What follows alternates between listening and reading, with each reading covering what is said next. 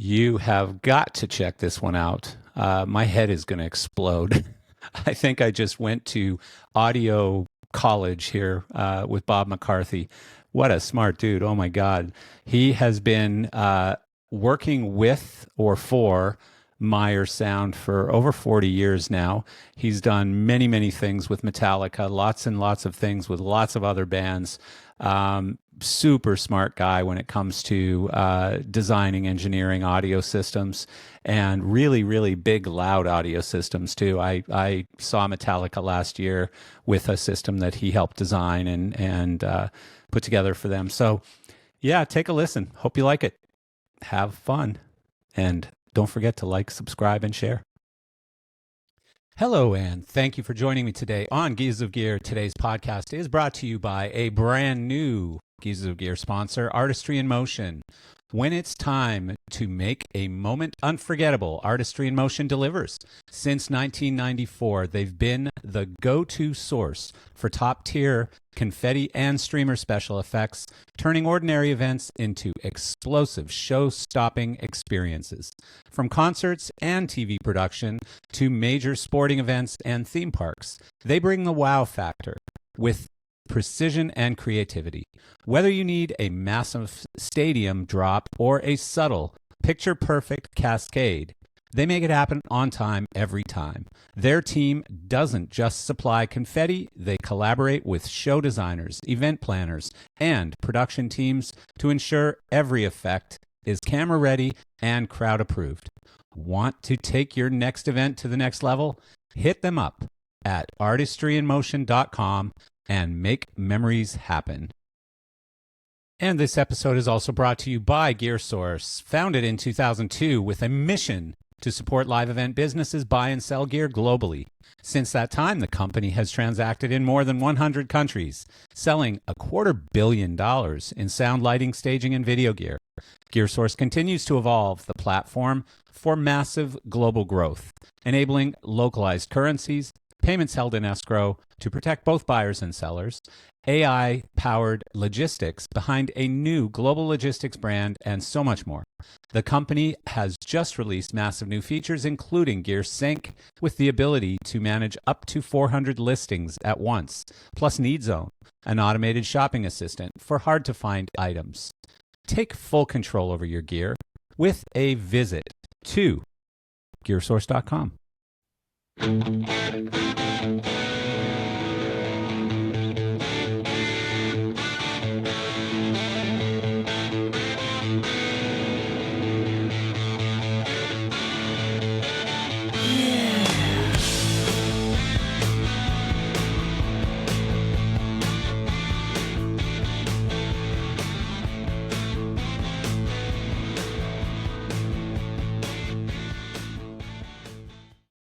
Thanks for coming today. Love to have you here. And as I like to say quite often, please like and subscribe and share this podcast. It really does help us to grow the show. It helps us add more guests. It helps our guests a lot. It shares their information, but it certainly also helps us bring on and support our sponsors. And without sponsors, we can't do this thing. So please like, subscribe, share it as much as possible. We appreciate you very much, and I will keep trying to deliver really great podcasts to you. Today, we have a brand new sponsor on board, which is Artistry in Motion. They are a confetti and special effects company based out of California. And just reading about them, they've just done the Super Bowl, which was pretty incredible. You always see just a ton of confetti coming in, and it's pretty interesting because they need to load it up and be prepared for whichever team wins. This year it was either Philadelphia or Kansas City, who I don't like to say out loud. And of course, Philadelphia won. And so, boom, they're putting in green and white Philadelphia little Super Bowl trophies. And if it would have been Kansas City, it would have been red and white Super Bowl trophies. So they do really great work. They did not only the Super Bowl, but they also did the national championship game for football, for college football, which is a pretty big deal. So they do a lot of really cool stuff. It's so fun to have, unusual or different or sort of out of the normal lighting sound manufacturers or video manufacturers. And so we're really happy to have them on board. Thank you guys very much for being a sponsor of Geezer Gear. And I look forward to representing you. So today's guest is actually someone I don't know. And so I'm really looking forward to, along with you, I'm going to learn about this guy too. Bob McCarthy is a leading expert in sound system design and optimization. He's got over 40 years in the industry. He pioneered source independent measurement, or SIM, in 1984 and has worked on major productions, including Metallica, Cirque du Soleil, and Broadway hits like Wicked and Les Misérables. His book, Sound Systems, Design and Optimization, is a go-to resource for audio professionals worldwide. A sought-after educator and consultant, Bob continues to shape the future of live sound through his work, seminars, and ongoing projects with top artists and venues. So please join me and let's welcome and say hello to Mr. Bob McCarthy. Hello, Bob. Hello. How are you? I'm good, Marcel. Bob has colorful glasses and a very colorful shirt, and I'm jealous. I'm a little bit jealous. I'm a little dark and black, and I'm the Metallica version right now, I guess. There you go. Yes. Yeah, all in black and no color at all, and you've got a lot of stuff going on, so I appreciate that. So I've been looking forward to this. I am admittedly a lighting guy for the most part, and so I apologize in advance if I talk like an idiot when it comes to some of my stupid questions or whatever. I grew up playing in bands and I could go up to a Soundcraft, whatever it was called, SR24, the 24 channel, really flat, boxy looking Soundcraft console and make a band sound pretty good. Mm-hmm. But it was a whole different thing back then. It's you've come through all of these different steps, which is so cool. That's one of the things I really want to talk about, is really that evolution of not just live sound, but all sound, from all versions of analog to all kinds of different digital stuff. And you've been there for all of it, which is cool. So where did you start? How did you start? What got you into sound? Well, it really starts with the Beatles on Ed Sullivan. I mean, I literally hear it. No, on Ed Sullivan you could. Yeah. When they came to town, they came to my city, which was St. Louis, and my brother went, and my wife also went, my future wife, and they can tell you that they saw the Beatles. They're very careful in the choice of words. But so what was that system back then? It was basically just what they would pick up locally, and then they would pipe into the existing house. Like the horns. The house horns, yes. Yeah. And at Golden Gate Park, not Golden Gate Park, at Candlestick Park, it was McEwen Sound that provided it. And it was some Altec horns and stuff stacked up on the ground, and it was just a mess. Just a mess. It's got to make you cringe thinking of what they had to try to do in a stadium show. Like, these aren't little theaters or something; these are stadiums. Yeah. It's hard enough today with the the stuff we have today. Yes. Let alone going back there. I've actually done a presentation on audio failure, and that is the star of the show. And I'm not blaming the sound company. What the deal is that the promoters and they were ready to book stadiums, but nothing else was ready. Yeah. The lighting wasn't ready, the sound wasn't ready, the staging wasn't ready. Like Ringo Starr will tell you, he just would look and read lips, because he couldn't tell he couldn't hear a single thing that anybody was singing or playing. And so even stage monitors didn't exist. Wow. It's incredible that like the demand happened before the supply in that situation. Yes, it is really interesting. Wow. It just exploded, just overnight. All of a sudden, stadiums, boom, and Yeah. nobody was ready for it. Yeah. So you saw the Beatles on Ed Sullivan, and that inspired you to get involved somehow? That inspired me to music, to like really dig in, because I'm a member of a construction company family, McCarthy Okay. Construction, which is like the seventh largest construction company in the USA. It's a big Oh, wow. company. Oh Wow. Good for you. yeah. And everybody had it all figured out. I was going to go into the company, and then I started my life of crime on that particular day. Went and Wow. got a guitar the next day. Forgot to mention to anybody that I was left-handed. Yeah. So did you And just flip it over like Hendrix style? no, I didn't. It didn't even occur to me. I just took my lessons like a right-handed person, and I still play guitar, and I still play it right-handed. You know what's so friggin' bizarre? Like when we were talking beforehand, you told me, you spell your name 606 because it's Bob and it's backwards like us left-handed people basically. And I'm left-handed. Well, same thing. I learned to play guitar right-handed. I Funny. play hockey right-handed. I play tennis right-handed, but I have a left-handed forehand in tennis as well. And I've just automatically learned everything right-handed for some reason, but I write and eat left-handed. Oh, funny. Well, Yeah. for me, it's pretty much everything left-handed except for a trackball, which is the bane of my existence. I can't do it either-handed, but Yeah. I have to default to right-handed on that. Yeah. Yeah. Oh, but you said you play guitar right-handed, Oh, or did and you ri- switch? and that. Well, I use Oh, both okay. hands, but yes, I 100%. I'm a normal. You would never know I'm left-handed by watching me play guitar. Really? But all other things, like if you were to pick up a tennis racket, you'd hold it left-handed.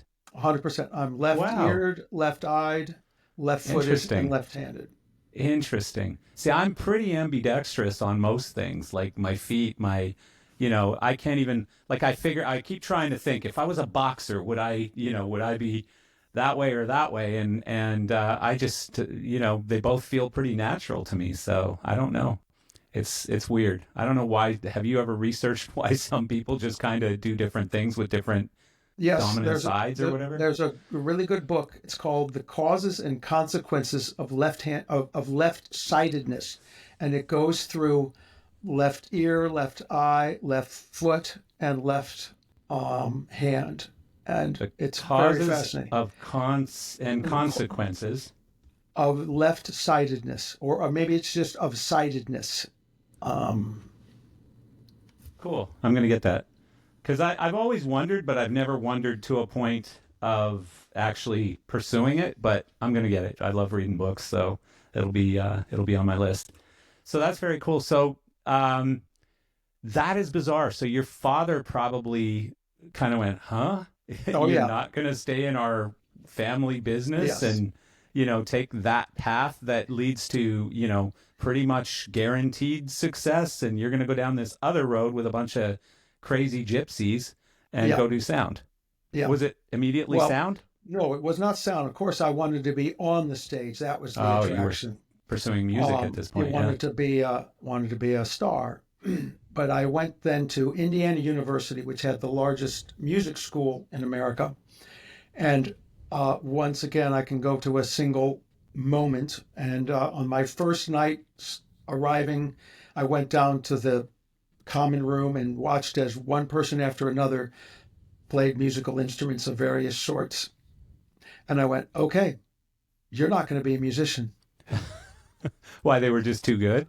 Oh, it was just like, holy God. You and I Uh, followed each other's paths really well because, except for the fact that I never took it seriously enough to go to school or anything, I got into it because of girls and fun and like I was 12 years old and I started as a professional singer and went out with a rock band and made no money until I was about 18 and finally said, okay, at like 18 or 19, my bar tabs were more than my wages. And I just went, this isn't going to work for me. I got to yeah, figure something else out. And I went sort of behind the stage as well. So it's funny, we followed some pretty similar paths in life. So the interesting twist on it now is this is 1976, 75 is when this is happening, 75. Yeah. And there is no audio program. Right. But I knew now I wanted to be in music, but I was really actually a pretty technical and I had a lot of scientific methodology baked into my brain because we had an engineering and a medical family. Okay. My father was a doctor, and his two brothers ran the construction company. So it's a very grounded environment. Yeah. And, except you. Well, but it turns out it's me too. Oh, okay. Because when I got into sound, I got into the scientific side of it. Okay. And that's where I've really lived pretty much all my career. But so what I did was I went and talked to the music school people, and they needed people to do sound for the jazz band and for recordings for the symphony and all that. And so I started to volunteer there. And then they told me that they were thinking of a new thing where they could do a program that you self-design, and you can make your own custom program in whatever you want. I see. And so I went to this independent learning program and said, I want to make a degree in audio engineering. And we cobbled together pieces out of all the different departments and made a degree. And that's where it starts. And that was at what school? At Indiana University. Okay. In Bloomington, Indiana. Wow. And of course, they now have a full program now. But you were there when it started. I was there when it started. Exactly. That's very cool. Yeah. So how long was the program? Well, for me, to get the degree? For me, it was a full 4-year Bachelor of Science. For now, I believe they have a 2-year program, and I think they might have a 3-year program also. But interesting. And so you got out of that and immediately got a job wrapping cable in a shop for someone. Well, no, they arranged an internship for me to go to a studio in Dallas, Texas. And so I started at this studio, and I knew in my career that I wanted to do recording and I wanted to do live work because I wanted to do all the work. Right. Of course, at that time, people did a lot of cross-pollination. Now it's a very specialized world. And you don't get a lot of people moving between disciplines. Yeah. But at that time, that's what it was. And I'm sitting in this studio and realizing I've got to wait for someone to die before I'm going to move to the next position in the studio. It's going to be a long time. And I'm 23 years old. The right thing to do now is to do the live sound part. Yeah. And there was a company literally like a quarter mile down the road called Shoko. Of course, yeah. So I went to Shoko and showed him my resume, which included a degree in audio engineering. And I'll never forget what BJ Schiller's response to that was. He says, "A degree in audio? I never seen that." Yeah, that's funny. Well, you might have been one of the first. Literally, yeah. Yes. We get our best guys out of laundromats. Yeah, well, he wasn't wrong. Okay. Yeah. Exactly. Yeah. And so he says, are you going to be asking a lot of questions and stirring things up? I said, I'm a team player. I will work with the group. After a week in this shop painting boxes, I got called out to a show, and the first thing they did is like, "Hey, you're the guy with the audio degree. Fix the hum in the system." It's like, wow, and you're brand new. Okay. Yes. That's wild. It's like, okay, here we go. Was this a big show or just a? Oh, it was arena tour with the OJs.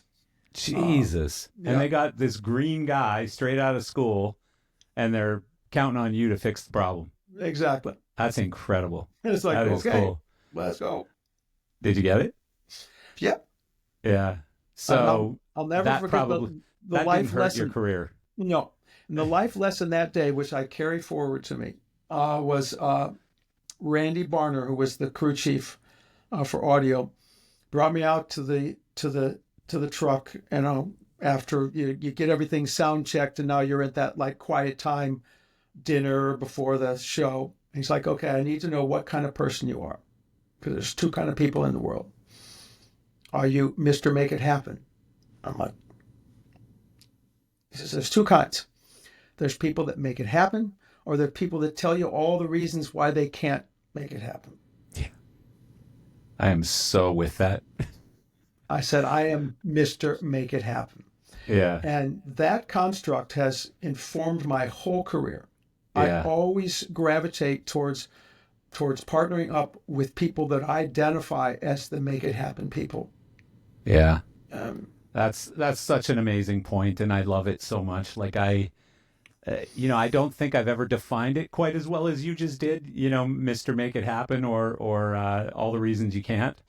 But I have employees, I have friends, I have even family members who are like that.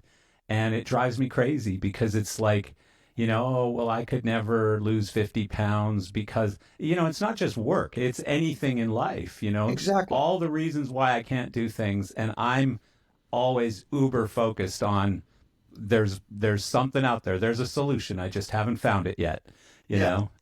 And so I love that. Yeah, that's cool. Yeah. So how long did you stay at Shoko then? It wasn't that long. It was about a year and a half. And Shoko had a major contraction because this band that they were heavily invested broke up. The band's name, I can't remember, something about Genesis or something like that. Yeah. Plus they were distracted by all these wiggly things. Yeah. Yeah. On the lighting side. Yes, that was exactly starting at that time. And so they had a big, and I was young, I was fairly new at the company. So they trimmed everybody down, and I could have stayed and weathered it out, but I came to California and joined FM Productions. Oh, okay. Another good company. Because I had seen their work as a person attending shows, and their work, they were doing the Grateful Dead sound at that time, and I could tell the quality of their work was super high, and I wanted to gravitate towards that. And that's what brings me out to California, and it brings me out to meeting John Mayer, and that was a gigantic piece of my career. Yeah. I mean, you still work with Meyer stuff today, right? Yeah, I'm an employee of Meyer Sound, yes. Yeah. So, no, I mean, that's obviously an incredible run with Meyer, 40 years or whatever, right? That's wild. Yes. That's wild. That is so amazing. So, so at FM, you met Meyer, but were you now touring, or were you just basically shop and going out and fixing problems when you needed to, or? I was touring, but FM Productions didn't have a lot of good long tours. I did Heart around the country, North America, and a couple of other things, some Todd Rundgrens. But what they did was they would pick up dates where somebody was out with another company, but they had like 3 California dates. So instead of bringing their stuff over the Rockies, we would pick up their San Francisco, LA, San Diego, and then say goodbye. So in the early days, were you tech, or were you front of house right away, or how did it? No, I was while. stage and that. I was not a big shot. By any means. Yeah. No, I wasn't even insinuating that meant you were a big shot or anything. It's just some people walked straight in and went to the console, and that was it. That was their gig, right? Right. And but I think the smarter people worked their way through the system first and really understood everything that was going on and how it went together and everything. Do you know Ethan Weber from the Stones, the lighting director for the Stones? I do not. Never worked with the Stones. He was on the podcast yesterday, and we talked to him about that, because same sort of thing. It's like not everyone needs to or wants to be the lighting designer, and as the director, I have all the pinch me moments. I get to sit there when the house lights go out and make things happen, and that's what I do, and I do it really well, and I have a collaboration with the designer, and I don't feel slighted that I'm not the guy listed as the lighting designer, for example. So, so yeah. Cool. So how did it all progress? So like once you met John, did it immediately click that he wanted you to come work for Meyer, or did that happen much later in life? How did that happen? Meyer Sound was not yet a company when I met him. Okay. And so he had come back to the United States after his adventures in Switzerland. Yeah. And and he was starting to do, he was basically freelancing out design work for FM Productions. He designed a system, and then the company started, and they did their first products, which were a subwoofer for Apocalypse Now, and then the Ultra Monitor, which is a stage monitor. And so Okay. I was working for FM when we took hold of both of those products. The subwoofers did their cinema run, and then what are you going to do with them? Yeah. So they came to FM, and we started doing Grateful Dead shows with them, and then we did the pardon me. Then we did the first shows with this this new technology, the Ultra Monitor, and it was a new technology because it was the first case where somebody was taking a complete system, a speaker, the crossover and electronics dedicated, and the speaker protection all in one. Right. There was no way you could not buy it as parts, and we all laughed at it. It was like, what is this little thing? And then we talked into the mic, and we went, what just happened? And that was on that day that I knew, it's like, okay, I need to be involved with this.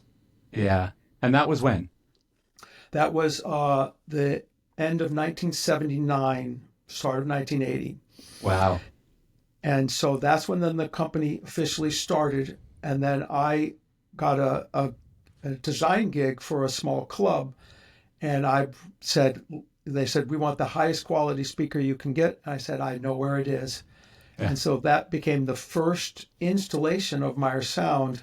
So it was the place where they could send clients to hear the system.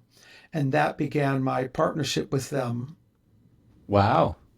As first as a client. Yeah, serial number 0007. That is crazy. I love that. That's not that picture you sent me, is it? That is that picture. Oh, I want to share that now. Is that okay? Yeah. I'm going to hang on a second. Let me just pop this up here.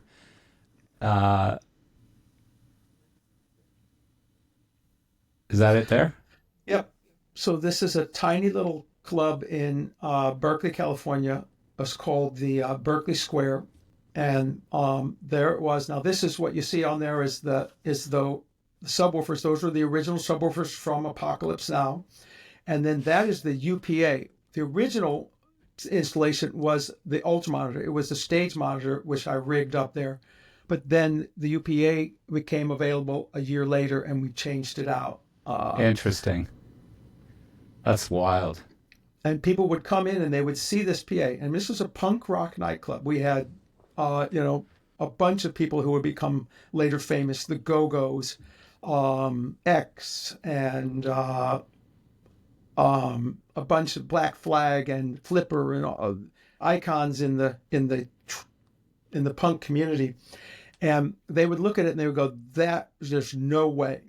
We need to And it's the first ever Meyer Sound install. Yeah. Wow. I think there was a small club called Bimbo's over in San Francisco that was doing, kind of cabaret kind of stuff. But this was the place where it was really put to the test. Wow. And so they would laugh at it, and then I'd say, well, do you want to just hear it first? And I would turn it on, and it was the mouse that roared. And there's okay. Yeah. That's incredible. I love it.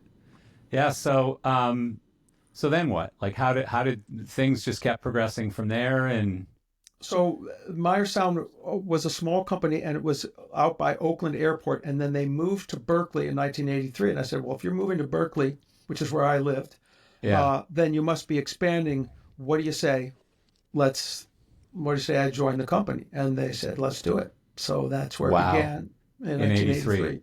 Yeah. So that's 40 years. Jesus. And you still work for them today. Yeah.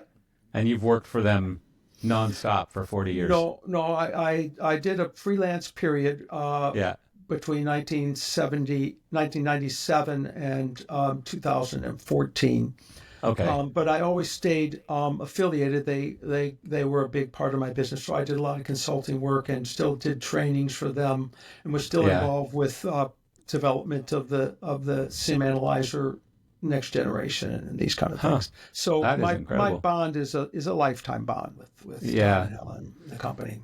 And so your role has always been sort of on the user slash design side, or like, Yes. Well, where my thing was that I came to the company with a knowledge of touring, yeah, because I had touring experience, but I was young, and so I was able to still be mobile. I could get out in the field and do customer service. I wasn't running the company, so I could get out there. I mean, John, Yeah. of course, had road experience, and others, but they were vital to keep the Yeah. engineering going and production going. they had to sign payroll checks.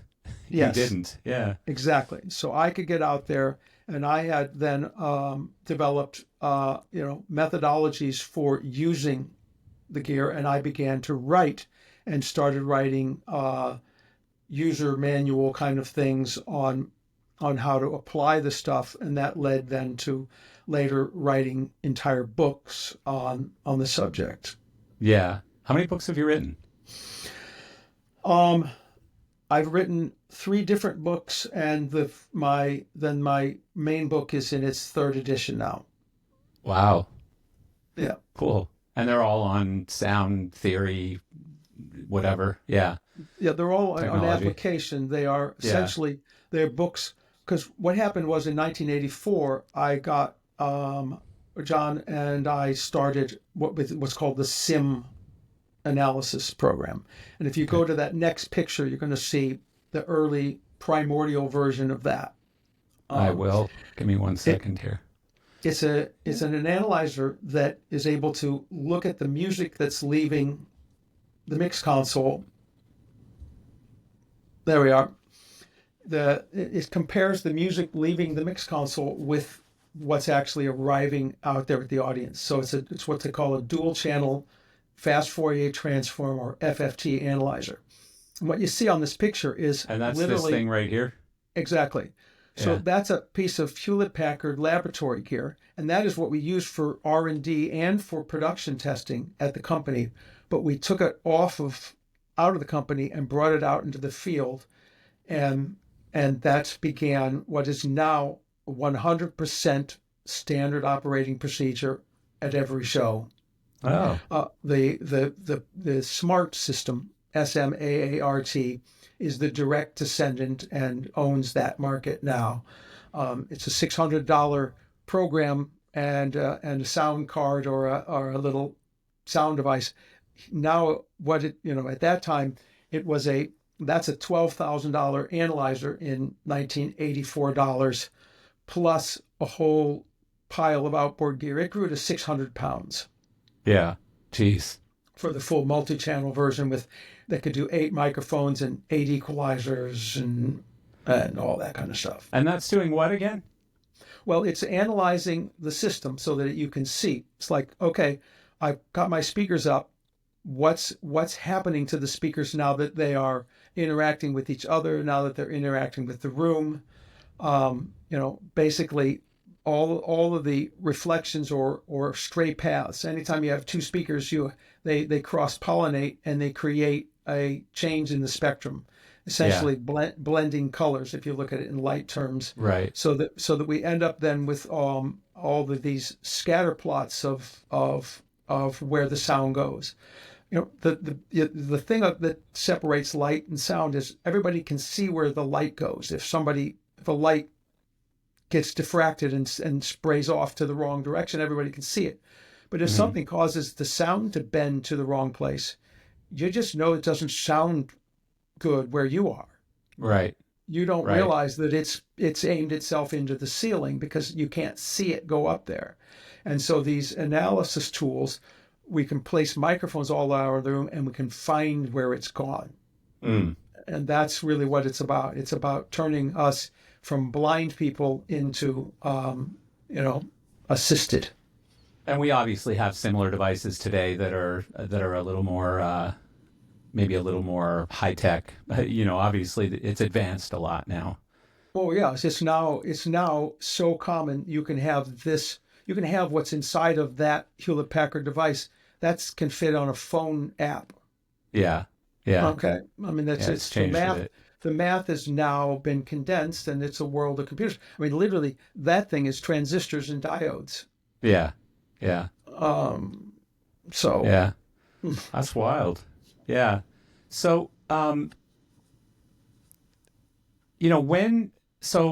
obviously back then we're talking about stacks of speakers, right? It's all Yes. point source stacks of speakers. Yes. When did the first line array creep in? The late 90s is when the VDOS, which is the innovator in that field. And by the early 2000s, the line array has become the dominant species. And it's, there was a period where line arrays were called on to do everything, even when they were really not the right tool. It's like sometimes a screwdriver is better than a wrench. Yeah. Yeah. Yeah. Okay. Yeah. But a hammer always works. Exactly. Yeah. No, like the way that I explain it in my idiot words is usually that,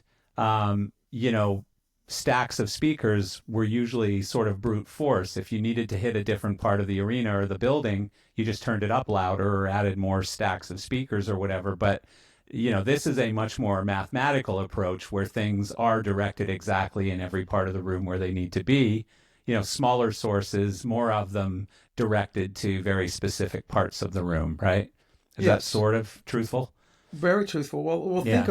think about having, as a lighting person, think if you have just a big bank of par lamps that are just completely splashing wide, but then you're given the opportunity to go and get something with a super tight beam. Now that affords you a whole different opportunity. Of course, yeah. And coverage. In our case, the thing that people don't realize that had to happen before this move happened was that you had to get speakers ready to fly. Because at the time I started in the industry, sound design is basically how high can you go before it's going to tip over. Yeah, it's so true. Okay. Yeah. And or people's ears bleed, in the first 10 rows or whatever. They do. And it was just horrendous. It's just horrendous when you want to a stadium and you have to go through the first row to get to 100 yards away. And brutal. It was really brutal. And I can remember the first time that we flew a system at Shoko, it was like, holy God, what an amazing difference to have front to back uniformity. Of course, what was it? It was one of those construction trays like they used to take up a whole bunch of painters or something. Yeah. So we just ground stacked and then raised the tray up. Yeah. So it was the same stuff. It was just you were separating the mid highs from the subs or whatever. Exactly. And so up it went, but at least it got us to where nobody was a foot away from the speakers. Yeah. You weren't being screamed at all night. Yeah. So the idea with a line array when so you're saying VDOS came out with it, L Acoustics came out with line array, and so that whole concept, was it immediately accepted? Like, did everyone just go, "Oh my God, finally," or was it like, No. I don't really like it? Well, it started, and it took time. They were very protective of the product to to how it was handled. They wanted to make sure that it was always handled in their manner, which was something we could relate to, because Meyer Sound, by making its systems captive, was also used that philosophy. But they they held out, and they explained their theory, and then it just kept delivering results. And the industry said, well, we're going to have to do this. So then it became accepted, and then other manufacturers had to answer to that. And that's when then you get then it becomes a stampede. Yeah. It just became a wave of everyone. And, I know I'm jumping way ahead here, and I'll go backwards again in a second, but I've always been curious. Like, every year I see a new, J series, K series, L series, M series, they just keep coming out with these new series, and everybody's unloading their old ones. This is how I learn about them, because I own a used equipment website. And so people unload the J to get the K or the KSL or whatever it is, right? And so what is advancing? Like, or are they little micro advancements now, or are there still big leaps being taken on the speaker side of sound technology right now? It's incremental. Yeah. It's incremental, but it's absolutely, knowable and hearable. There's a number of things happening. One is that our materials technology is improving, and so the lighter, stronger, more reliable, that kind of thing. Yes, and the key things is that we have. Our industry is robust enough now that people are upping the level of research and development. There's people that specialize in these materials that are bringing a whole lot of brain power to these specialized metals and carbon fiber and adapted things. And then additionally, there's a lot of brains going at horn math now. Really? Yeah, because horns were developed, a lot, in some cases with the math of the day back in the the 40s or whatnot, and files and bondo. Yeah. Okay. Yeah. And some of them were made just by somebody's hunches, but there's really big, powerful math models now that can see what's going on in a horn over its range. One of the things that's difficult about audio that's a good way to contrast to lighting. Lighting, to use our terms, the whole spectrum of lighting is less than an octave. Mm-hmm. Okay, and so you don't need a totally different lamp to do the color purple than red at your opposite sides of the spectrum. Mm-hmm. Whereas we do, because from 30 hertz to 18 kilohertz is 600 to 1 range. Yeah. And so to control 30 hertz, you need a rudder 600 times bigger than what it takes to control 18 kilohertz. Huh. And the thing about horns is that it's the classic Goldilocks thing. Some frequencies are too big, some are too small, and some are just right. Yeah. And if they're too big, the horn doesn't control them. The rudder doesn't work. If they're too small, they bounce side to side inside the horn and get stray paths and ping off the wrong way. If they're just right, they fit in there and they follow the shape of the horn. So what are the big advancements being made in horns then? Is it the materials, or is it just actually the shape, the design? It's mostly shaping. Yeah. Interesting. Huh. I wouldn't have thought that. I would have thought there's always more technology going into bass. Like I was a bass player growing up, by the way. So, that's really interesting. So, are you also now getting to a point where sound system design is starting to focus a little bit on I wouldn't say efficiency because you're always focused on efficiency, but like being able to deliver the SPLs with less power, with less actual electricity, less weight, so lower transport costs and all of those things. Is that all happening as well? That is huge. That Yeah. is absolutely hugely important. When you look at touring packages now, when you go to competition on touring packages, it's absolutely factored in what your weight is, how many trucks does it take? Another half a truck, boom, you're out. Yeah. If it takes more electricity, then you've got to have more generator power. These kind of things. Oh, these are hugely important factors. Yeah. Yeah.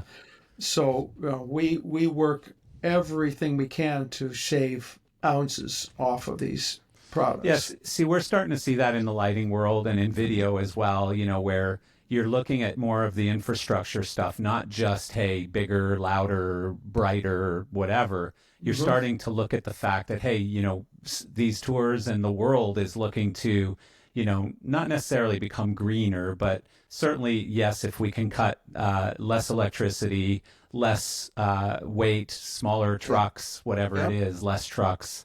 And it seems to be. But what about the other one is weather? Like our systems, I don't even know this. Is a line array system IP rated? Yes. Oh, they are. Absolutely.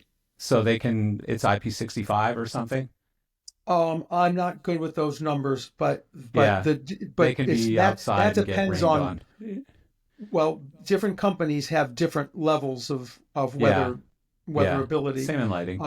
But yes, that is an important factor. You can't have your show stopped because of rain. Yeah, yeah, of course. And you can't put big plastic bags over No, your line arrays either.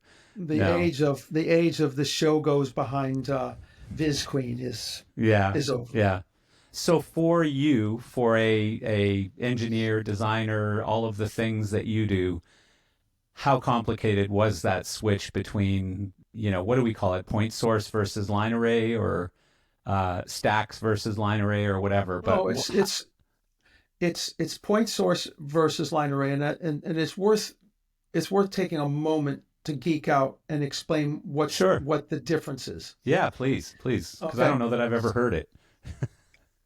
So if you think about what we call a point source speaker, it has a constant beam width. You say it's a 90-degree speaker. So you say that at 10K, at 4K, at 2K, at 1K, it's 90 degrees or as close to that as possible. Okay. So if you want to partner it with another speaker, you're gonna have this one cover this 90 and another one cover that 90.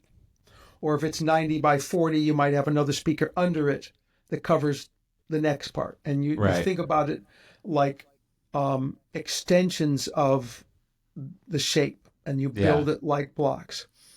A line array in its horizontal is exactly like that. It might be 90 degrees, it might be 60, it might be 110.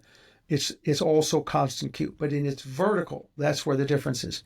In the vertical, the coverage angle is yes. Right, because you're curving it. No, it's not that it's curving. It's that it changes purposefully with frequency. Explain that. I will explain that. At the highest frequency, it's razor narrow. Okay.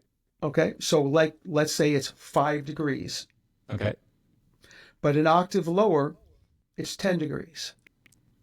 And an octave lower, it's 20 degrees, and it keeps widening. It's what we call proportional Q. Q is a term for width of the beam. Okay?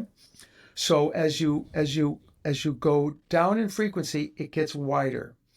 And so now here's what you're going to get. You look at that set of 12 speakers, and they have a small angle of maybe 5 degrees. Let's just put them all at 5 degrees. That means that you have 5 times 12, 60 degrees of 10 kilohertz, provided by you do the first part, then I hand it off to the second, and each one shares. Okay? Interesting. But by an octave lower, it's a 10-degree speaker, but it still has an angle of 5. So it's overlapping by half of its pattern. Yeah. So I'm going to hear one box at 10K, and I'm going to hear 2 boxes at 4K, and I'm going to hear 4 boxes at 2K, and on it goes. And by the time you reach 250 hertz, it's already, 100 or 200 degrees wide. I'm hearing a community project. Okay. Interesting.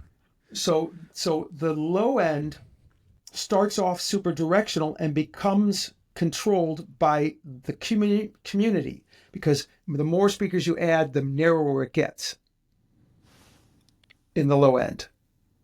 Why? Which is counterintuitive, because they overlap and they add in phase. Think of it like a pyramid. Okay. Right. Okay, got it. Yeah. Okay. So anytime that 2 audio signals are overlapping, if they're equal in level, their timing, which is the phase, decides where the sound goes. And that goes back to the thing I said, sound can steer itself in strange places. That's how it steers it, because the phase will steer it. But whereas up there at the very high end, you're saying, I'm going to fire my beam super tight so that if the top box were to turn off, the people at the bottom would never know it. Yeah. And the only way they would know it, if they heard anything, would be a slight change in the low frequencies, because 1 out of 12 boxes stopped transmitting in the low end. Interesting. But they never know about the high end, and likewise, people at the bottom don't know anything about the top boxes.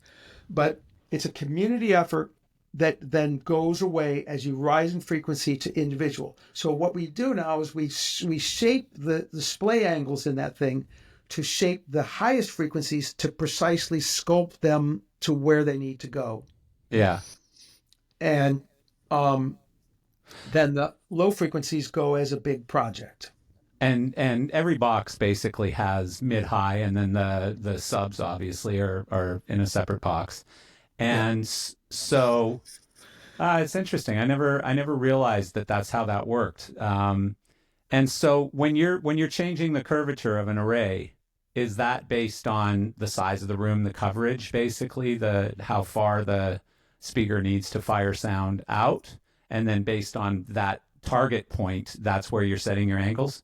Yes, it's a thing I call the range ratio. The ratio between the farthest seats that you have to cover and the nearest seats. So let's say that it's 200 feet to the farthest seats, and it's 50 feet to the nearest seats. That's a 4-to-1 ratio. That translates in audio to 12 dB. So I need to do 12 dB of shaping, or 4-to-1. I need 4 boxes to cover up there where 1 box covers down there. Right. Interesting. Okay. Yeah. And so does that become more complicated or less complicated in a larger space, like a stadium? It becomes the complication level is about if there's wrinkles in the shape. A stadium could have a nice, easy, steady drop, easy money, or it can go gang, and now you're in trouble. Yeah, I mean, some of those examples came from, I remember what were they, that obnoxious Spice Girls, when the Spice Girls did the football stadium tour. And I remember after the first show, the sound company was just slaughtered in the press. Like the sound, we could hardly even hear the band, and the band complained, and everyone complained. But I mean, these football places were not made for music. They were made to basically amplify the crowd screaming at the, away team. So it just seemed to be a mess, like a bad place to try and put a sound system. It's a bad place, but now you're going back to Shea Stadium and the Beatles. Yeah. Okay. Yeah, it's true. They're going to book those stadiums. That's the economic model that we live in. Yeah, your job is to make it work. And there's really no excuse for a production not to be able to cover the full room, because the technology is there. Yeah. That all those seats, I saw the pictures of the people, and they they had seats that had good visibility to the stage, and nobody was giving them the sound. So you So got to you're step thinking up. that was like operator error, basically, or system design error, or somewhere along the line they just didn't get it right. I can't say conclusively, but my Yeah, suspicion is the dreaded two letters VE, yeah. They cut cost. value Yeah, engineering, yeah, and it's like, okay, so they sorted out on the side upper side hang, and yeah, that's those people paid their money. As I yeah. often say, there's no cheap seats anymore. There's expensive seats, and there's extortion seats, and there's sell the house seats. Right, right. Yeah, that's great. Yeah, well, and I mean now, like, I don't know, it's just so crazy right now, all of it. But so I know that we're going to get to it at some point, so I'm going to mention Metallica now. So what has been your collaboration role, whatever you want to call it, with Metallica over the last however many years? Starting at the end of 2016, I became involved in Metallica when they began working with the VLFC, which is a special subwoofer that goes below normal subwoofers down to 13 hertz, which they added to their system because they wanted to have the feeling of pyro without the risk of pyro. Well, having just watched Metallica in Canada last summer, in that stadium show that they're doing, I can tell you, you ain't wrong. Like I was like, what is that? And I just happened to be standing probably 20 feet in front of the subs or whatever, or away from the subs.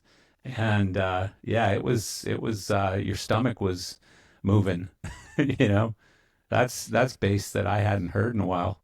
Yeah, and this tour uses originally they just use it for effects. It only worked 1 minute a day. But now it works the full show, and it's really very musical and really wonderful because what it does for the kick drum, for example, is Yeah. it gives the kick drum the energy that makes it actually like a real kick drum. Because Yeah. a real kick drum does go down there. We're just used to a world that starts at 30 hertz, but Yeah. it's there in the original source material. Can you hear Uh, 18 hertz or you can just feel it? Absolutely, you can hear it. Okay. And one the proof of this, and this was a classic John Myers. I came to the like, okay, seems like we can hear down to 13 hertz. Someone was able to tell when the pitch was wrong. He says, well, hello, Bach had a pipe organ that had a 16 hertz pipe. It's like, Really interesting. okay, I didn't know that piece of history. Now I Me do. neither. Yeah. So yes is the answer. Yeah. Because we had an effect once where we he the assistant engineer wellied up a tone for the finish of a song, and he just put a tone in as the guitars were finishing the song, and it was sour. And Rob Koenig pointed out, he says, like, I Yeah. think that you got the wrong note there. And the argument begins like, is it a note? It's just 13 hertz that nobody can hear the note. There's like, mm-mm. So then I asked, what chord were the guitars playing? Which started a discussion, is D sharp or E flat? And somebody was convinced there's a difference. Not me. Yeah. But we found, and we tuned the oscillator, just changed it by 1 hertz, and now boom, it was in tune. So we Interesting. can hear that. Amazing. Well, and it's amazing that a drummer would pick it up because I believe Rob's a drummer, if I remember correctly. He's a smart guy. He's a Yes, he smart is. guy. Rob's a smart dude. And as I often say, everybody's got two jobs, theirs and sound. Ah, that's kind of true, ain't it? Yeah, that's funny.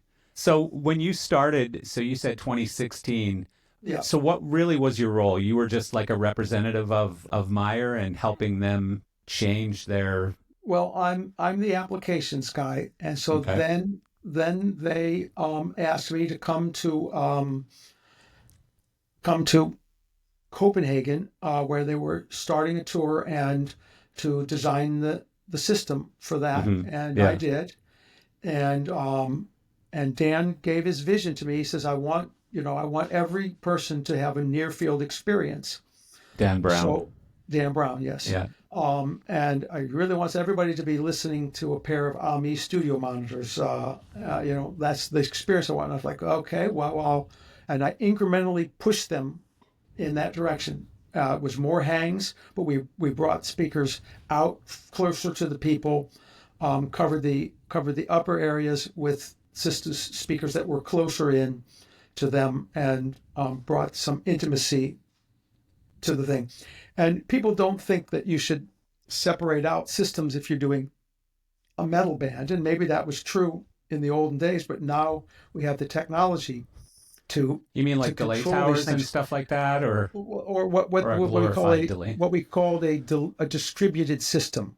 Okay. Okay. So that's you think of rock and roll and you think of everything compact and all super tight together, and the last thing you think about is all exploded out.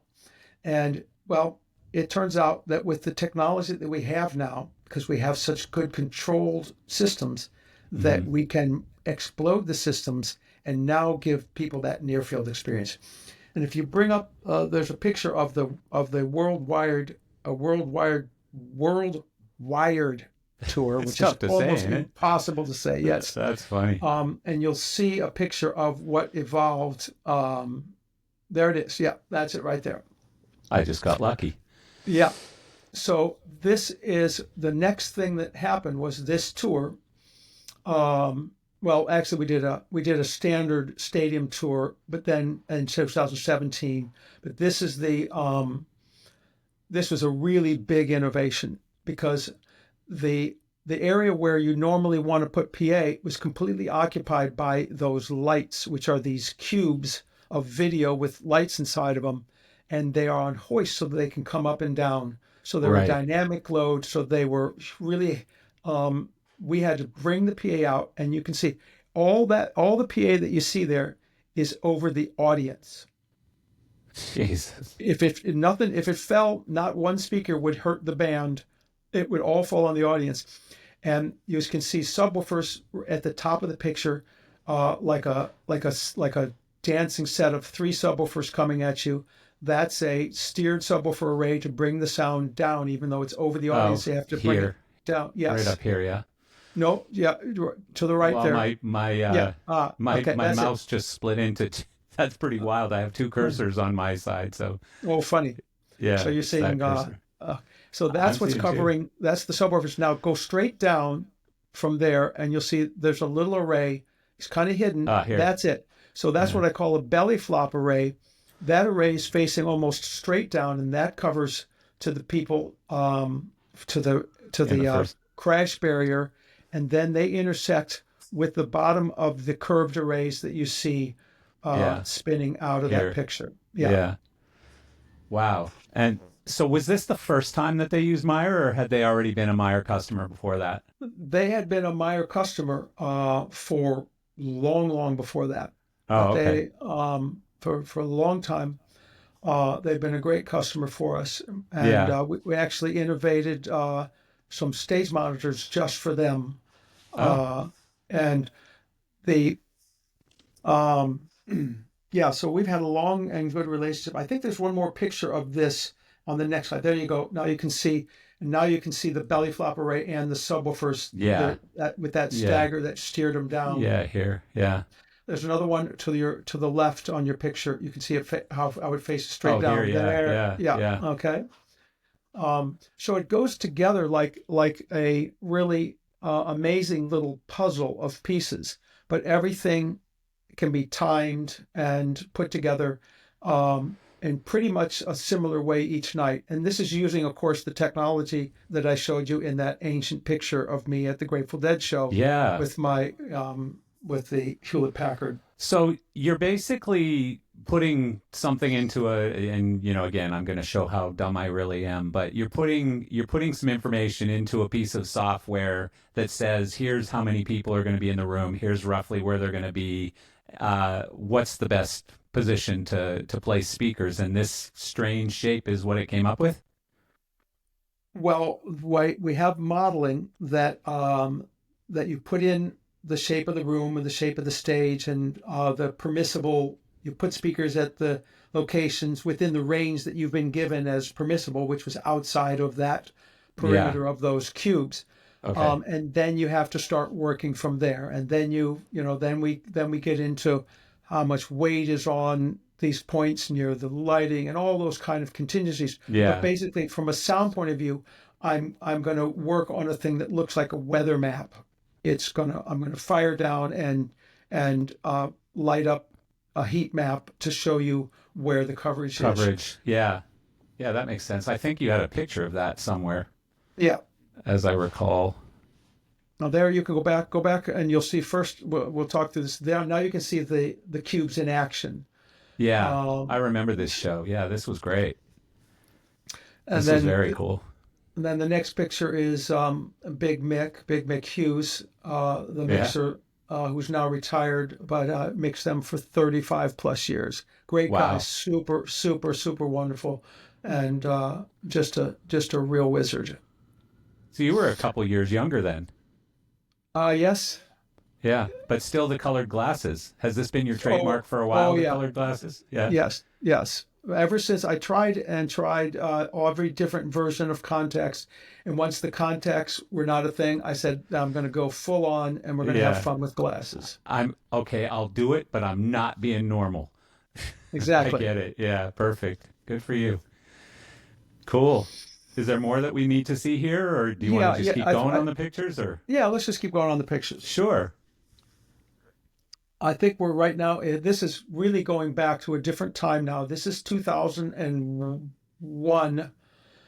This is Tokyo Disney Sea, and I don't. Is this a Disney theme park that I did the sound design for this, and you're seeing a system that would come out of that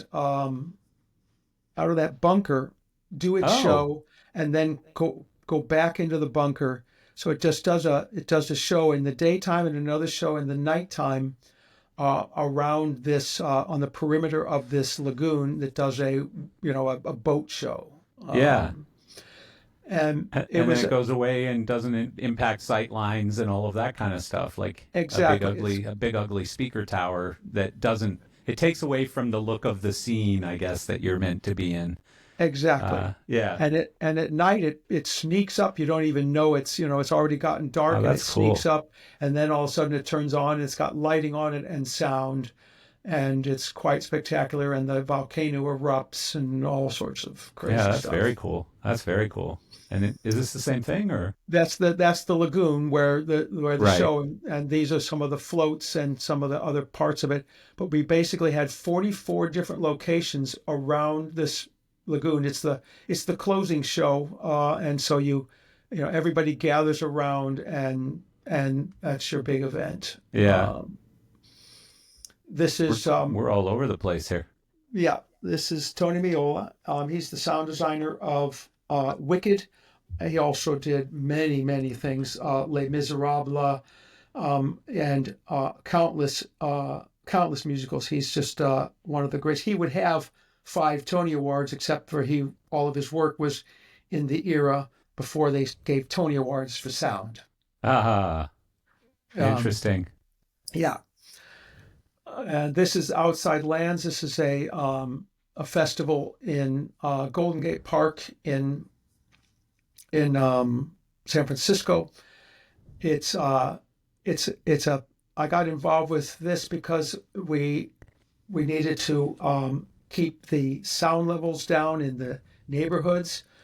So I evaluated the situation there and redesigned the system to keep the sound on the people and not into Yelp. Of course, that cost money. They had to get more delay towers, but that's what you had to do. You have to bring the sound further and aim the sound down. Yeah. That's basically the the distributed sound sort of philosophy, I guess, right? Yes. Yeah. More speakers, less SPL per speaker, basically. Exactly. We brought the front of house was moved in closer, so that they could get happiness at a closer distance. And we brought in, instead of one delay tower, we made it into 2 sets of 2 delay towers. Oh, okay. So it was a big change, but that gave us the ability to really bring the sound under control. Okay. Cool. This is going back to, this is the new Metallica tour, the M72 tour, the one you saw in Edmonton. And this is one of my heat maps. I've got this happens to be the Ajax Arena in Amsterdam, where you can see it on Ted Lasso if you watch that TV show. Okay. The blue space there is there's a stage, there's a circle, and then there's a little tiny spot in the center called the snake pit where there's audience. I don't have the snake pit speakers turned on in this simulation. But you can see every place else is covered. How is it covered? There are left and right hangs on each of those 8 towers. And there is a web of speakers with another inner set of 8 hanging over the stage that cover the area inside of the tower. So it's basically speakers going backwards into the snake pit, going forwards under the towers, and then the towers take it on from there. Yeah. Yeah, that's, and then as I recall, this is like all subs, isn't it? Pretty much. No, well, there's subs. Originally, the subs were up on the towers. Yeah. But we had a challenge, and that is that the video panels could not sustain life with subs in the neighborhood. Right. I remember hearing about that. I remember hearing that you were blowing out video panels with the sound coming out of those subs. Yes. And so the subs, who the video fails, so who gets grounded? Sound. Yeah. Yeah, it's funny. Well, and from what I understand anyways, is the panels just maybe didn't have the right wind rating or something. Like they went for a very high resolution, like 1.9 millimeter pitch on the panels, so the LEDs are so close together. But then the problem is the sound can't go through it, so it just hammers on the panel and was causing them to fall apart. So yeah, I heard some stories about that. Suffice to say, we hope someday that they can resolve it. Our understanding is it's a connector issue. Yeah. I had heard that it was just a resolution issue on the panels because the LEDs are so close. It's like a mesh basically. And if you have the mesh with the spaces bigger, wind can blow through it without the mesh moving like this. But if the spaces are smaller in the mesh, the wind actually moves it and you'll tear the mesh or whatever. And that's sort of what was happening with the panels. That's the story I heard from, I don't remember if it was one of the video techs out there or something, but somebody had told me that story. So what are we looking at now? So this is a plot from the Smart Analyzer, which is, of course, the descendant of the analyzer shown in that ancient history picture. Right. And you can see the little blue line at the bottom is the frequency response, and you can see energy all the way down to 16 hertz. You see it there if you look? Wow, yeah. Okay. And then the color thing that you see up there that's updating with time. Zero time is at the bottom and past history is at the top. So it's scrolling along as the music changes. I see where the energy is in the system. That's cool. Oh, and here's those towers, yeah. So here is a tower, and you can see this was when we still had subs inside the tower, and you can see there behind there's an opening between there's 2 slots for us to put sound in, and so there's openings there, but the subs being behind them was enough to vibrate them and damage them. They didn't like it. Yeah, and so you can see there's a left and right hang, and this is the first implementation of a complete stereo system in a stadium. It's the first time that anybody's ever done it. I mean, I know it's the age of immersive sound, but we get to all our immersive sound. Nobody ever got stereo until now. Yeah. Okay, and this is stereo in a stadium in the round, so it's a remarkable thing. It is. And I remember having a conversation with Greg Price, who is the mixer for the band, and it's like, so, what's the story on stereo? I said, you must mix stereo, because literally I have every seat covered twice. Jesus. So James's guitar is in the left and Kirk's guitar is in the right. The drums move all the way across as he does a drum sequence across the toms. Literally, it's moving now. Then somebody says, well, but wait a minute. Well, for some people, left is on the right, and some people right is on the left. I said, yeah, it's an in-the-round stage.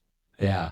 And they're running around in circles. Yes, they are. Yeah. Yeah. So, well, the drum kit just pops up in different areas. And, exactly. Yeah. Exactly. No, it was really cool how they handled it. I mean, I thought, to be perfectly honest, it was probably one of the better in the round shows I've ever seen, if not the best, as far as how it was handled from a sound standpoint, video, lighting, the band, everything. It was just really, really well done. You didn't feel left out no matter where you were seated. Well, that's what I love about the show is that the people, everybody has, nobody is like so close. They have the mother of all giant screens, and other people are looking at an iPhone screen. iMac. Okay. Yeah. Okay. Oh, I see. Everybody is close to some tower, and nobody is in any tower.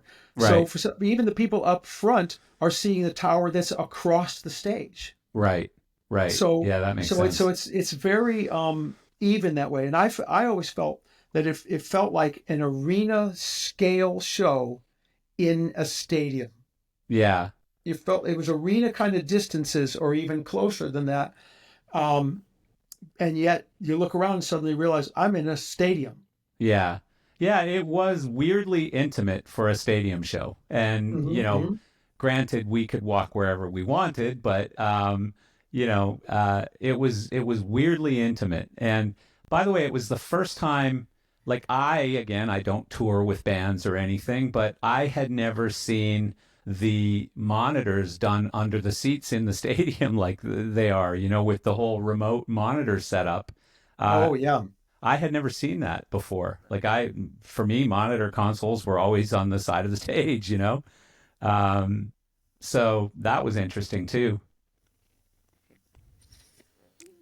How they, and then I guess every member of the band has a video camera on them, and they can, this up, whatever, my guitar up, and somebody's watching the video camera and responding to it as if they were on the side of the stage, which obviously is hard to do when you've got in the round like that. Yeah, and it's more than just responding to that. Literally, James, they're all wild variables. They can turn up on any mic at any time. Yeah. So you're watching them, and you're making sure that to turn on that mic, and for the monitor guys, they have to bring James's monitor mix to the monitors that he just moved to. Oh, that's interesting. He runs away, and Kirk shows up there, and they got to bring Kirk's monitor mix to that that's location. Interesting. So yeah. it's a real job. These guys are like air traffic controllers. It's that level of. So they're using stage monitors, not in ear. They use both. Okay. Interesting. They have in ears, but they supplement with that, and they like to be able to still to keep. They're really into contact with the audience. Yeah. They are fanatical about that. Which shows, shows, and it also probably adds to their longevity. If you would have told me in 1985 or whatever that Metallica would still be gigging in 2025, I would have thought you were an idiot. Exactly. But here we are. There's a bunch of those. The Stones. I mean, again, talking to Ethan about that yesterday, like. They've been playing 60 years. That's insane. That's like unbelievable. Unbelievable. And they haven't stopped yet. So that's pretty cool. Do I keep going here? Yeah. Cool. Okay. This is Walt Disney Concert Hall. And I put this in just to sort of, this is the kind of challenges that we have in our lives of doing concerts in rooms that had total blatant disregard for speakers. Yeah. I mean, look at those surfaces And how am I going to cover that seat right next to the iceberg and not hit the iceberg? I mean, if you look at these, okay, I mean, literally, it's like these things that are going to just do horrendously bad echoes for me are parked right next to seats that I need to cover.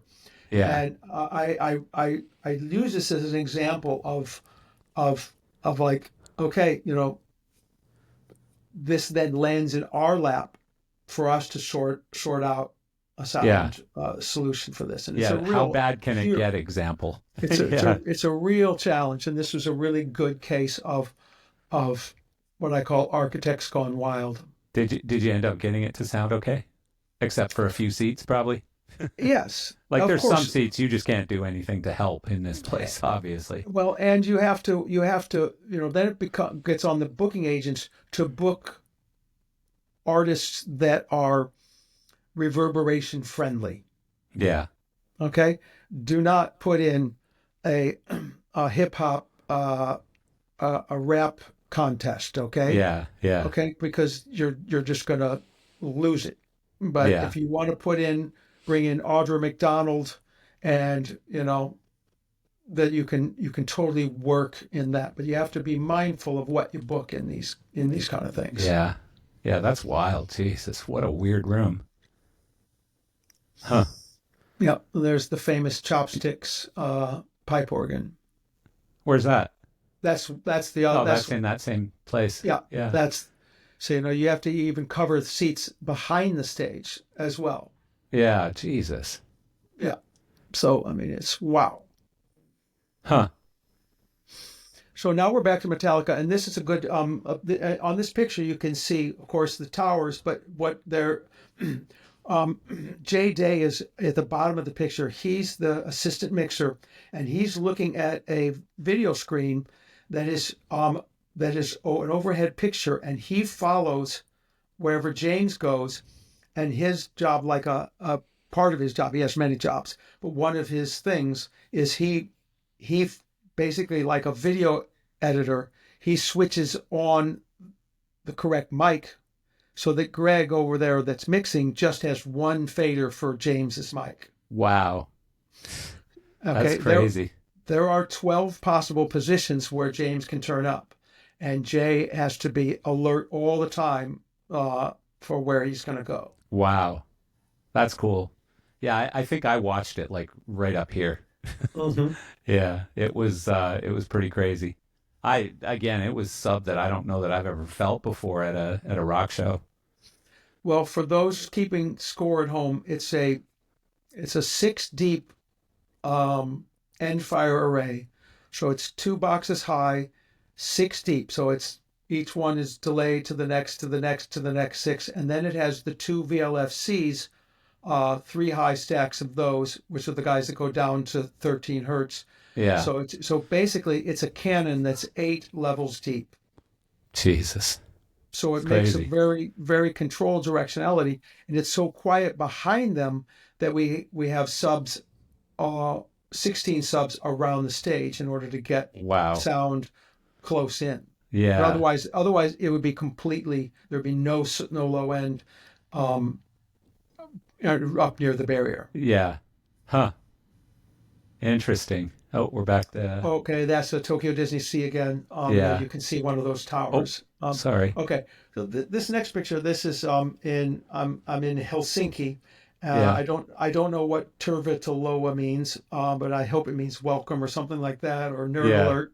Yeah. But this is a picture before one of my training seminars, and going back to 1984, when we started doing sim work, we immediately started doing trainings, and they really started in earnest in 1987 when we released the first official product of the analyzer. And because our feeling was always, we don't want to take this technology and sort of hold it in our chest. We need to evangelize this, and it does 2 things. One, we teach people, and also people teach us. Because the only way you're going to find out if your ideas are solid is put them out there. And sometimes I get brilliant students who would tell me, ask questions and be like, good question. Yeah. Let's find out. And so I've been teaching and learning this stuff since 1987. It's led to whole seminars all around the world. I'm very grateful to all the people that have come to my trainings. That's cool. Yeah. I mean, obviously training is hugely important when technology is advancing this quickly. Like sound. I mean, sound, I don't know what moves faster, sound or lighting. I used to think that sound never moved, but lighting was constantly evolving and evolving and evolving. But I don't know, I think sound's made pretty big leaps and bounds, jumps, digital consoles and all this Dante stuff. Like I said earlier, I remember, an analog console with a rack of outboard stuff and, and point source speakers. Like it was pretty straightforward, and amp racks. It was all pretty straightforward stuff. Well, you could troubleshoot a signal path. Yeah. Because it went from A to B. It didn't go into a network and then just become numbers. Holy God. Yeah. That's true. Never thought of that problem, but that's a big problem. Oh, I think we're at the end of the pictures. No, we're not. Oh, this is back to that rig. That's that guy in its test form. We were just throwing, this was the earliest version of that. Do you remember where this was? This is in the Royal Arena in Copenhagen. Oh, okay. Start of the tour. Look at how young you were. Holy smokes. So let me read this.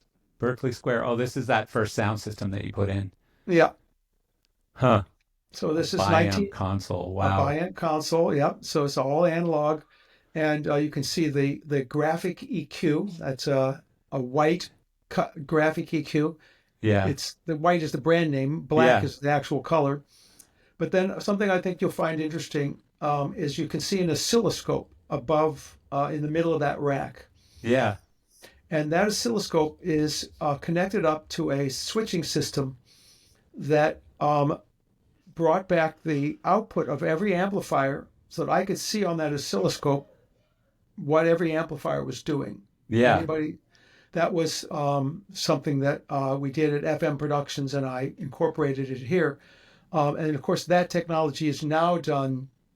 It's read back on the network, all the diagnosis and status for your temperature and your waveforms and things. But that's how I monitored the system, just to make sure that it wasn't overloaded. And you never had the desire or whatever to be standing here and being the front of house guy? Oh, I did originally, and I was front of house at this level. Oh, okay. But once I moved into once I joined Meyer Sound and became an aide to the systems, and what happened? It's a real simple little progression. I'm at Meyer Sound. We start the sim program. I start to go out and I start to tune systems, and now I'm jumping in and tuning really important systems. I'm tuning Broadway musicals, West End musicals. I'm tuning touring shows. I'm tuning Grateful Dead shows, all of this kind of work. And I'm on these shows. This is on a level, and I have found a whole new specialty of expertise. And I'm not turning back from that. There is no going back. Yeah. I walk through that door. There is no going back. Yeah. And then from there, what happens is that by virtue of tuning these systems, I learned what works in this design and what doesn't. So that's how I become a system designer. Yeah. I say I learned how the body works by being the coroner. Yeah, that's funny. Okay. And so like Metallica, for example, I from what I understand, I think they own their Meyer sound system. And so how often are they upgrading that? Like, I know they probably upgrade components along the way, but like if Meyer comes out with the next version, the next cat name after this one, will they automatically go to that new system, or? They won't automatically, but they will. They have been very conscious of when we develop new technology to move. Yeah. They're ready to move to the next level. And for example, I'll be going out in April and joining them in Syracuse because we're taking the speakers that cover that snake pit, that little center area. Yeah. And we are replacing those with the new model X80, which has 3D, 2 dB more power and a better coverage pattern and lower distortion. And so that's an innovation that we'll add, and we're upgrading the last of their subwoofers from the old model to the new model. And your boxes, I don't know, they have the power in them, or are there integrated power? All of our boxes are self-powered. Okay. Cool. Yeah, that's interesting. All right, next. Let's see what we got. Oh, are we running out? I think we ran out. Yeah, we're done. That's it. That's all your pictures finally. Yeah. Those are great pictures, man. Really, really good. Yeah, what a story. So, I was saying earlier that, you've literally kind of been there since the beginning of sound. Your inspiration was the worst sound we've ever seen in a live situation, which is, arguably the biggest band in the world. No, my inspiration was the television show. Ah, yes. Which was fine. Yeah. I meant an era where live sound was as bad as, and I saw many great bands on terrible sound systems. Yeah. So did I. And I wasn't a sound guy, but I saw the bands.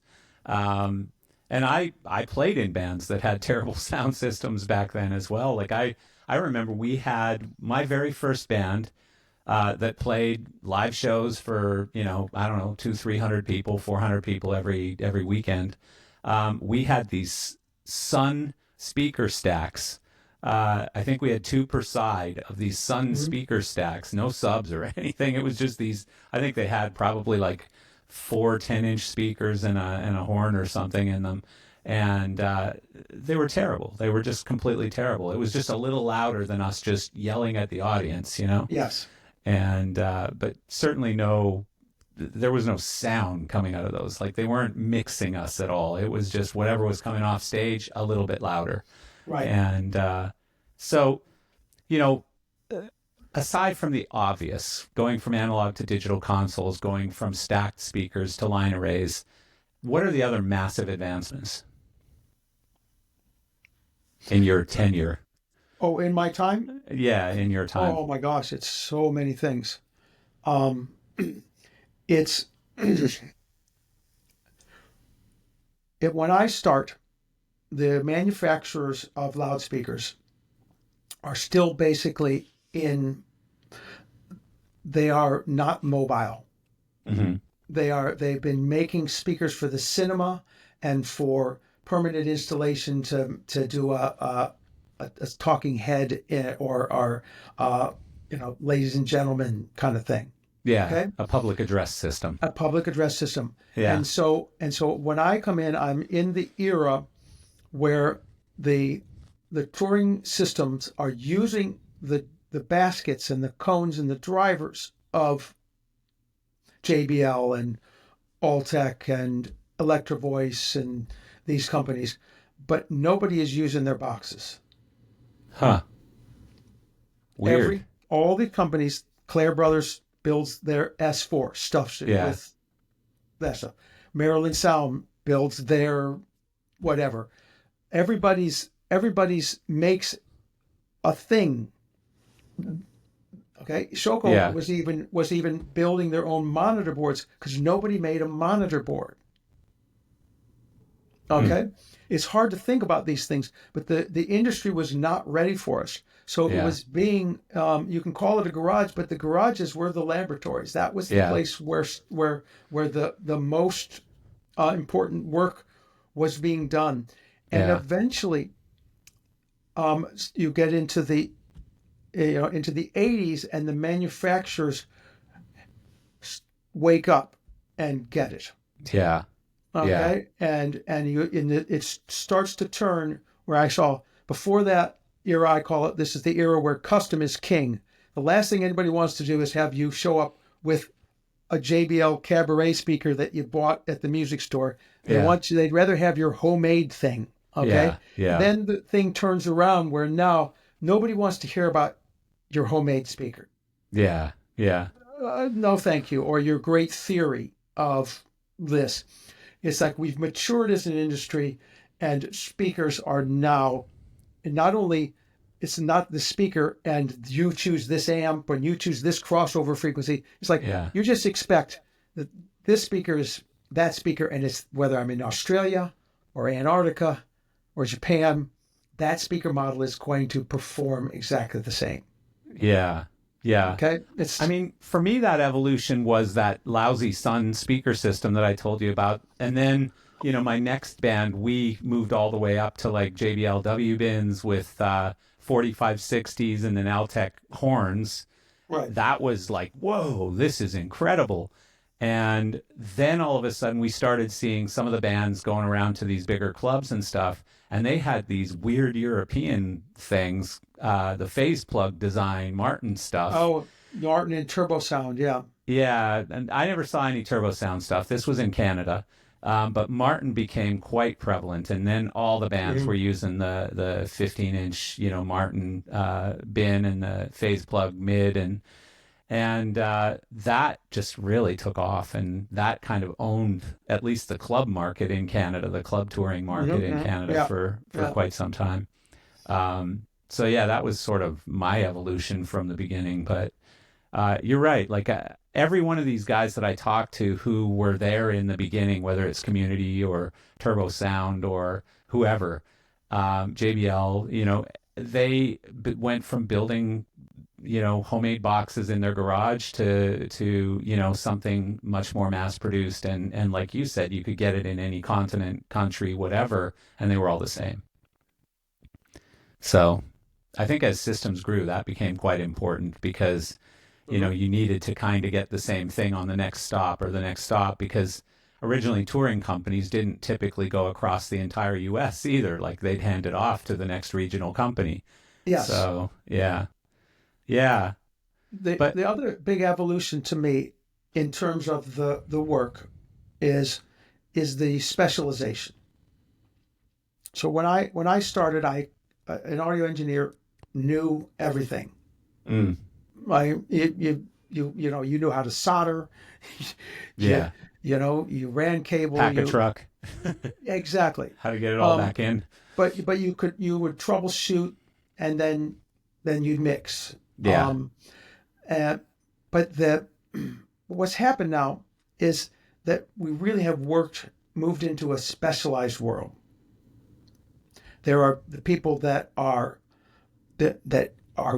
get the systems up and running. People that are gravity, I call them the gravity people that get everything flown. Yeah. That's a whole giant skill level to do that. Then there's the network specialists. Then there's the networking's another big change, I guess. Holy massive God. change. I mean, you said, you used to go from here to here, and if something was wrong, it was one of those connectors on either end of that cable, or somebody pinched the middle of the cable, but replace the cable and you're good. Exactly. Now just figuring out where the problem is a whole different thing.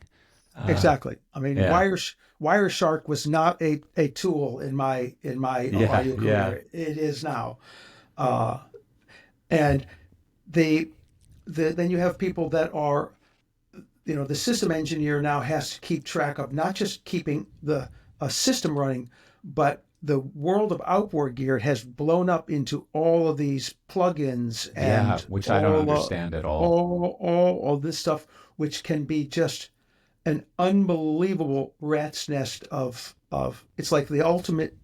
You can see people whose systems are whose whole mixes become the ultimate road with the 5 million potholes plugged in. Right. Yeah. Okay. It's like I just want to just peel all that stuff out. It's just like, oh my God. Yeah. But that's I'm not young. That's not my thing. Nobody asked me to help on that. But it's interesting because it's just you have there's a lot of different fields of expertise, and nobody can really become an expert in all of them now. It's just too wide the breadth is too wide. Yeah. Yeah, I mean, I guess if you're taking a small system down to a conference room or something for a meeting or whatever, like that's one thing.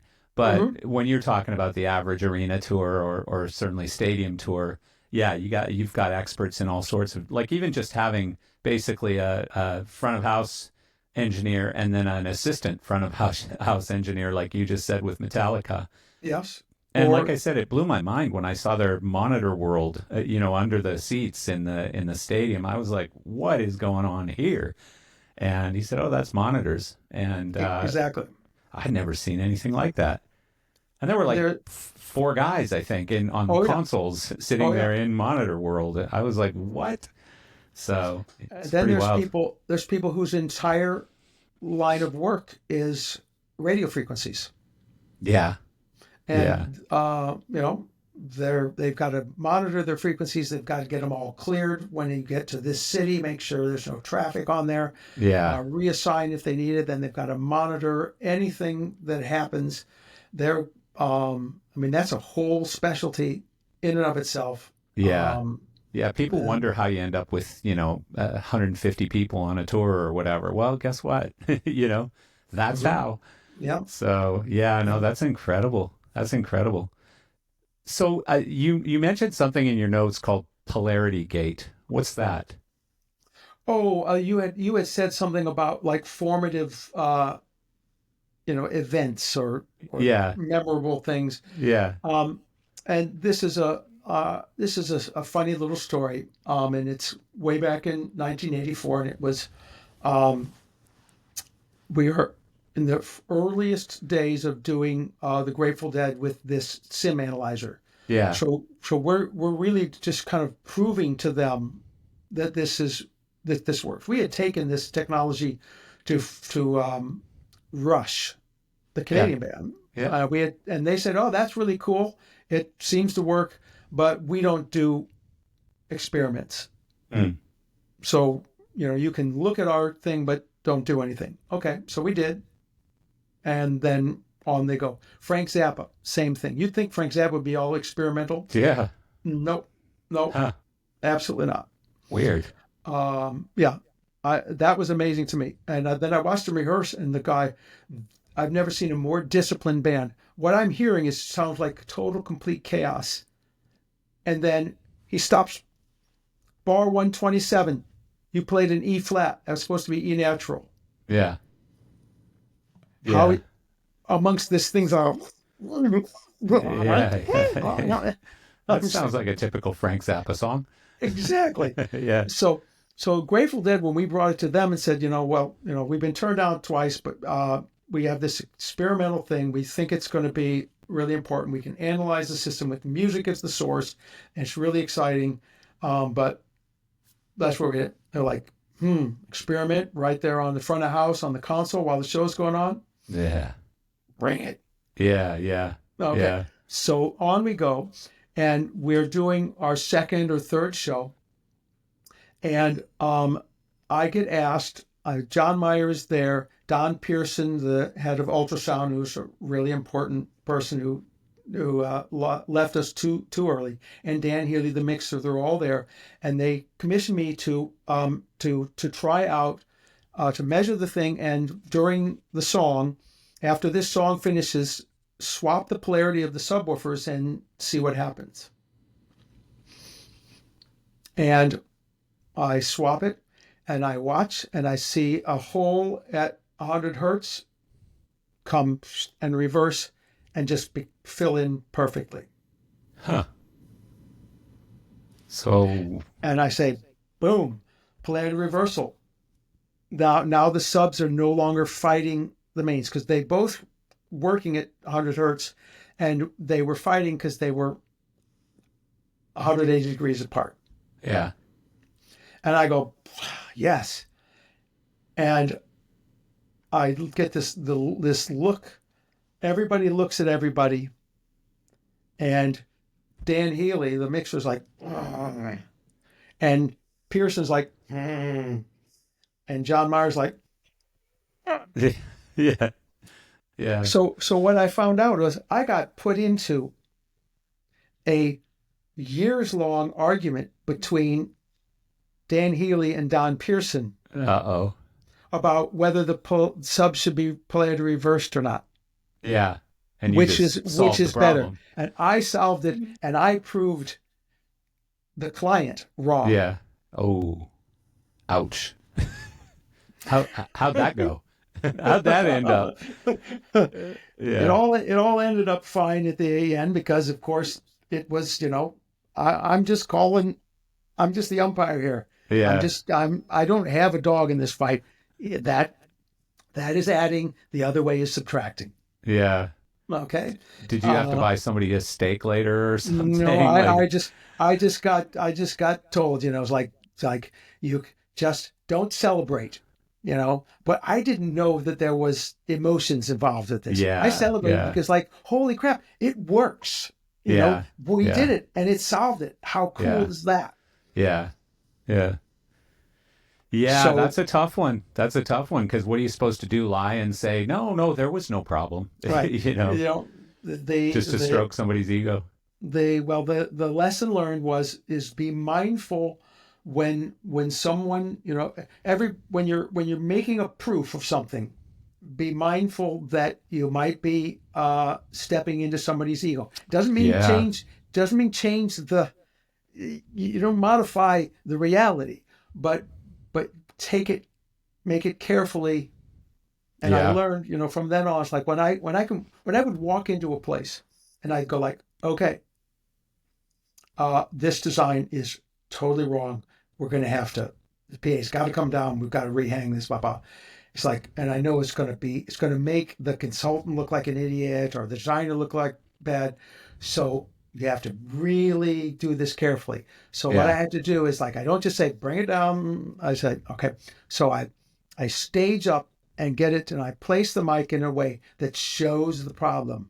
And I bring them over and say, wow, I'm observing this, and it looks like this over on the, in the center, and now over on this seat, over to the side, it's 10 dB down. I think that we need to angle it out. I think it's 10 dB down. And, then I'll look up there and of course, and I'll say, so I don't know, what do you think we should do? I let them say, yeah, that's the smart way to do it. And they say, wow, I'm not sure. What do you think? Well, brilliant. I think we need to bring it down. We're going to have to open up the splay angle between those. Give him the answer, but let him deliver it. You know what I mean? Exactly. Yeah. Exactly. No, that's keep everybody. You must have been married for a while because that's the same technique. Yes, dear. Does this need salt? Does this meal need salt? Does this dress make my butt look big? These are all very, very touchy answers that you need to give. You have to be very careful. Yeah. No, that's brilliant. So, you mentioned a charity that you support pretty heavily, which I believe is the Southern Poverty Law Center. Southern Poverty Law Center. Easy for me to say.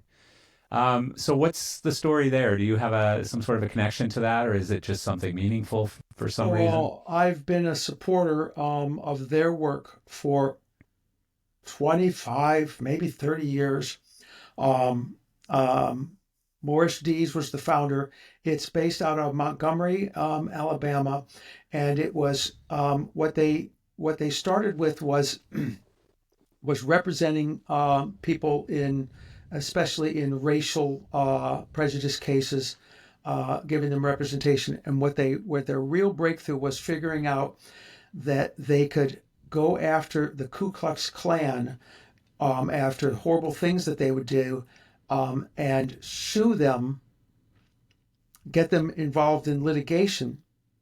And they broke the Klan in numerous cases, forcing them to sell all their assets to the people that they had who burned crosses on their lawns and these things. They couldn't put people in jail. They couldn't convict them on that level, but they could show a level of criminal conspiracy that was civilly liable, and that the organization was a criminal organization. I mean, it was a injurious entity, Yeah. So that they basically were able to bleed these things out and take their assets Wow. and so they've done tremendous work. And if you know that name, look for them. Anytime you see a big racial case break, you're going to see something. They're going to get the microphone. They're involved. Yeah, that's interesting. There's a guy that's always on Joe Rogan, who I've heard a couple of times on Joe Rogan, who works very hard on like wrongful prosecution cases and stuff, and quite often racially, inspired or driven or whatever you want to call it. Hey, you're a brown guy, you must have committed this murder because you were in the same county. And he goes and gets them off, and some of them are on death row, and some of them are serving life sentences and stuff, and he gets them off. And it's a really interesting story, because it's disgusting to think that actually goes on, that people are just thrown in jail because of their skin color or because of their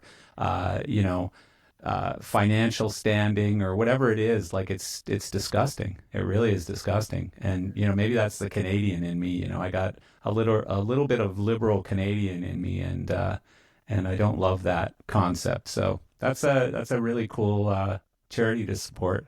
I think it's meaningful. So what do you got going on this year? What's big in 25 for Mr. Bob? We're supporting Metallica's new those changes, and they could have some shows in Australia that would do an end stage, not the full tower stage. Okay. And so that's a new design for that. Then I have the Roskilde Festival, which is a large festival in Denmark. It's in its 54th year. Yeah. It's a cool festival.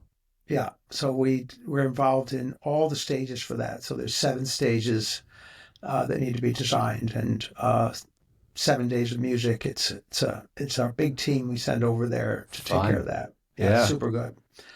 And then I'll probably do Outside Lands again, and I got some. We're breaking the ice in the world of NHL. We've got 3 NHL arenas that we did in the last 2 years, and we're cool. Which 3? We did. First was Excel Arena in Minnesota. Yeah. Then Amalie in Tampa Bay, and then the latest was Rogers Center in Toronto. Oh, okay. Yeah. It's amazing. It's so funny, because I just went to a game on Saturday with my friend I'm down in South Florida, so the Florida Panthers. And I was listening to the system before the game started. They were playing some music and things were going on, and I was like, I can't believe how much better sound is in arenas now than it used to be, because I've provided lots of lighting systems, and I've gone to I'm a Canadian, so I'm a huge hockey fan. And so I've been to lots of hockey games, but they used to just blast music through public address systems. Exactly. Yeah. Oh, it was just so bad. And now they've got like loads of subs, and just great sounding systems in some of these arenas. Certainly not as good as those 3, but but yeah, so that's a new market for you guys then, right? Or an emerging market. Let's say that, it's been, we've had things there, but we had a really nice winning streak here with the Panther, and it's really made an impact. Yeah, yeah, that's cool. That's very cool. What else? That's it? That's your whole year? I heard you're getting a new guitar. I am getting a new guitar. Yeah. What's that? It is a replica of Jerry Garcia's Tiger guitar by Scarlet Fire's guitar. Okay. Don't know anything about that. I was never a Dead fan, so. Well, yeah. So who makes it? Scarlet Fire. Oh, guitars. Okay. And they're in Northern California or something? They're in Dallas. Okay.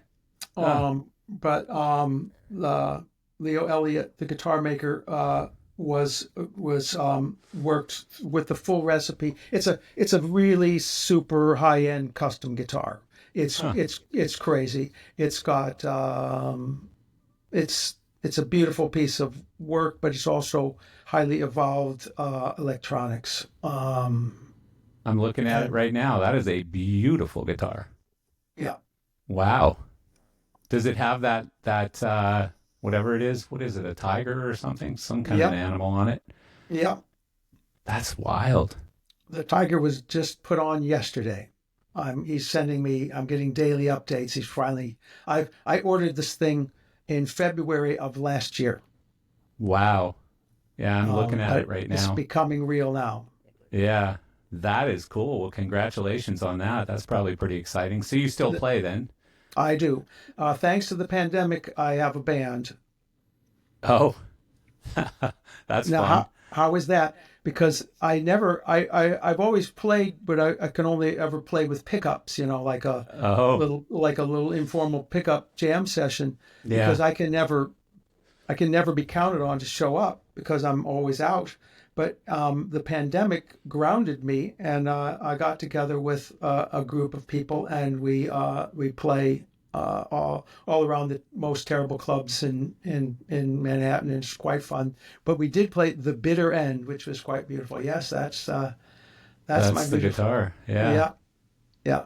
That's interesting. What kind of wood is that? That's called Cocobolo. Huh. It's an exotic. I believe it's an Amazon. Um, And it's a beautiful grains to it. how Yeah. close of a replica is it? Um, it's it's as close as they can make it. I mean, if you saw the real one, you would not be able to really tell. Really? Huh. Yeah, I have a Eric Clapton Blackie replica, and not the same as this, not quite as crazy and spectacular and wonderful as this one. A little bit different, but it's just a really cool Strat. Like the story was basically that Blackie. I don't know if you're familiar with Blackie. That Eric Clapton recorded all of his hits, Cocaine, and all the big songs he recorded on Blackie, and they sold it in an auction in like 2005, I think, or four, for $1 million to Mm-hmm. Guitar Center. Hmm. And Guitar Center went to Fender and said, "We want you to make the best reissue you've ever made. Like, we want identical reissue. Like, we want this guitar. You can't, a scientist couldn't tell the difference between the real Hmm. one and the replica." And they made 230 of them, I think. And I have one of those. And Oh I've, wow! I've, I've never actually played it because I'm Uh, afraid to, basically. you must be from Spinal Tap then. Yeah, no, yeah. No, don't touch it. Oh. Don't even look at it. Don't Exactly. look at it. Yeah. No, it's kind of like that. And I had a friend of mine from Calgary, a guitar player his whole life. He's still playing professionally today.